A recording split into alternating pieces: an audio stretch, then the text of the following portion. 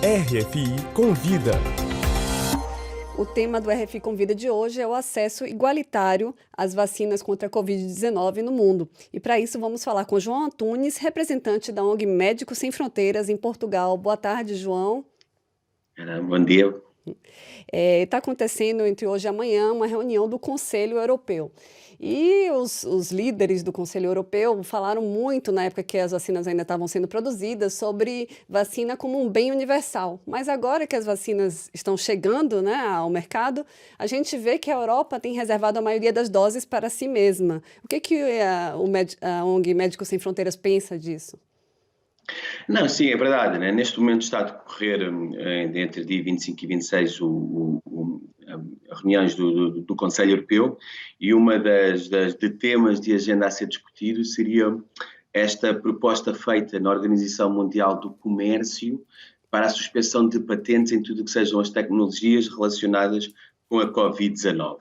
Isto é, não só a questão da vacina, mas também a questão de possíveis tratamentos, testes e materiais de proteção que possam estar associados à Covid-19.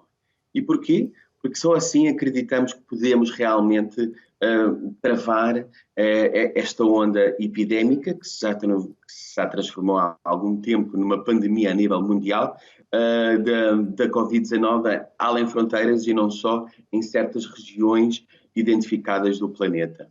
Só assim, a nível de estatísticos, sabemos que cerca de 16% da população já reservou 60% das vacinas, não é? Isto levanta também as questões morais e sobre aquelas que sejam também realmente o nosso compromisso como humanidade para resolver esta pandemia.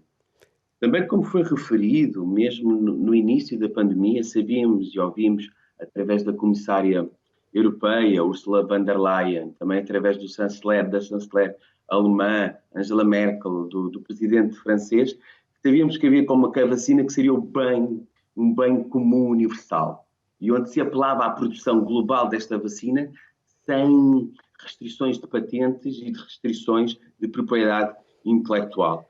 E assim é o apelo que fazemos. O apelo que fazemos é que a Comissão Europeia e os seus países membros deixem de obstaculizar, criar um bloqueio à suspensão desta política, desta medida que está a ser proposta por mais de 100 países, de suspensão de patentes em relação à Covid-19. E então a quebra de patentes das vacinas ela é urgente? Por que ela é urgente? E o que o cidadão comum, porque eu tenho visto que já tem várias petições, inclusive algumas assinadas por políticos, falando sobre isso, o que o cidadão comum pode fazer, né, para que aumente esse movimento? Aqui, como cidadãos, como uma organização que representa a sociedade civil, aqui apelamos sempre como nós, que nos apoiamos a todos os apelos que são fundados, que estão neste momento fomentados pelas outras organizações da sociedade civil, para que o Estado português, que neste momento também preside a presidência da União Europeia, para que também se junte que seja a favor da abolição destas patentes. A atual estratégia, há de referir, que é de produção das vacinas dentro do território da União Europeia, já é de si insuficiente. Isto é, a própria União Europeia não tem capacidade de produzir as vacinas que são necessárias em solo europeu. Isto também, obviamente, imaginemos agora para produzir à escala global, para dar também satisfação à procura global destas próprias vacinas. Assim que sabemos que esta seria das razões para que esta seria a hora para que realmente os Estados-membros e a União Europeia sim comecem a apoiar estas medidas como sendo a única e a forma mais justa e igualitária de fazer com que haja esse acesso a estas vacinas. Só para que também fique claro, os países talvez de renda média, de rendimento médio e de rendimento baixo, das formas quase eles estão incapacidades de aceder a estas vacinas, porque obviamente elas já estão reservadas pelos países mais ricos, por uma questão económica, e normalmente aquilo que está a acontecer é que podem aceder a estas vacinas através do sistema do Fundo Global de Vacinas, isto é, o sistema COVAX, não é? Onde através de doações, onde estas vacinas seriam geridas através da OMS, estas vacinas seriam convendo um fundo de vacinas através de doações que faria com que estes países sim pudessem ter acesso a estas vacinas. No entanto, sabemos que a atual velocidade de produção e a atual velocidade de fornecimento aos países mais ricos, que muito provavelmente até 2022, os países com menos rendimentos não vão ter acesso a estas vacinas. Quer dizer que não vão poder sequer vacinar os seus grupos prioritários, os profissionais de saúde que estão na linha da frente, por exemplo.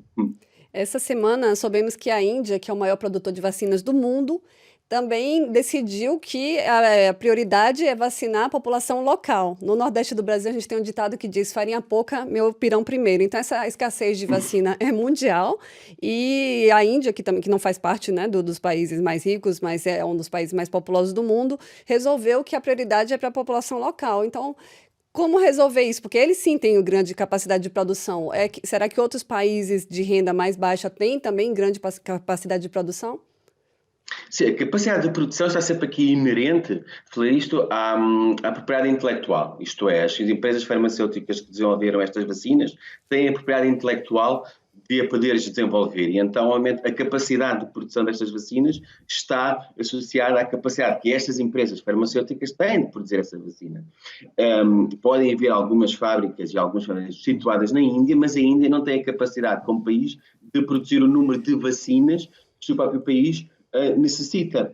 Aquilo que a Índia, tal como a África do Sul, foi um dos primeiros países signatários desta medida de suspensão de vacinas. Aquilo que se pede é que essa tecnologia seja partilhada com estes países que sim, realmente têm a capacidade de produzir esta vacina em larga escala e assim fazer com que esta vacina seja cada vez mais disponível, não só em termos de quantidade, é importante também esclarecer isso, mas também muito importante a nível de preço. Não é? Obviamente que sendo uma vacina que seja em menos quantidade a um preço muito elevado, obviamente faz com que muitos países não a possam aceder. E daqui a suspensão das patentes, volto a dizer, é chave para incidir concretamente nestes dois âmbitos. E essa vacina tem a tecnologia do RNA mensageiro, ela é mais fácil de ser produzida globalmente? Sim, é uma tecnologia relativamente fácil de ser produzida a um preço mais acessível. Neste momento não sabemos, não há muito pouca informação relativa a que é o preço ou que foi o preço do custo dos ensaios clínicos de desenvolvimento desta vacina. Também aqui há a acrescentar que muitas destas investigações e destes testes clínicos também tiveram apoio estatal, isto é, houve uma financiação pública para a investigação e desenvolvimento destas próprias vacinas, então assim, houve estados envolvidos, também iniciativa capital público envolvido no desenvolvimento destas vacinas e assim, só assim também é que se poderá conseguir fazer com que este bloqueio seja cada vez mais acessível a outros países, não é?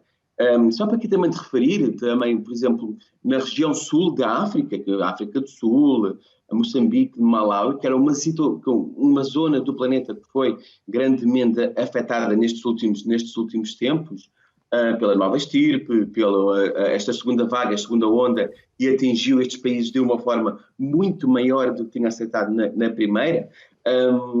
Estes países não têm uma única dose.